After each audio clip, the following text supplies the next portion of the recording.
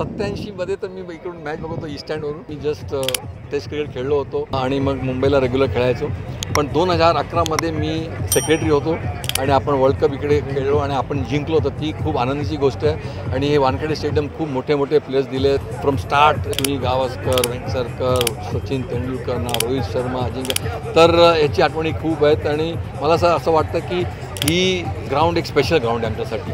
आणि मला असं वाटतं की आम्ही हे कधी विसरणार नाही, नेहमीच राहणार. बिकॉज ह्या ग्राउंडमुळे आम्ही मोठं झालो. आज आम्ही जे काय आहेत ह्या ग्राउंडमुळे आहेत की आम्ही जेवढे रन्स केले बिकॉज आम्हाला चांगला ग्राउंड मिळाला. तर आय थिंक आठवणी आम्ही नेहमीच राहणार. तुमची पर्सनल आठवण फक्त एक? माझी पर्सनल आठवण म्हणजे एक मॅच आहे जे मी थर्ड मॅच खेळवतो. मी पहिले 2 मॅचला एवढे रन्स नाही केले. तिसरी मॅच होती तर ती मॅचमध्ये मी रन नाही केलं तर बाहेर म्हणजे मुंबईला तुम्हाला माहिती आहे की नाही. आणि इकडे मुंबई आणि महाराष्ट्राची मॅच होती आणि तेव्हा सेकंड इनिंगमध्ये 240 रन करायचा होते 40 ओव्हरमध्ये. तर मी आणि संदीप पाटील, जेव्हा संदीप पाटील खूप मारायचा, संदीप पाटलाने आमची पार्टनरशिप झाली आणि त्या मॅचमध्ये माझे पहिले 100 झाले आणि संदीप पाटील 60 नॉट आउट होतो आणि ती मॅच आम्ही जिंकलो. तर त्याच्यानंतर मग मुंबई क्रिकेटमध्ये एक नवीन सगळे म्हणायला लागले. सुनील गावस्कर त्या मॅचमध्ये मला एक शाबाशी दिली आणि बोलला की न्यू स्टार इज बॉर्न. आणि त्याच्यानंतर मी कधी मागे बघून बघितलं नाही.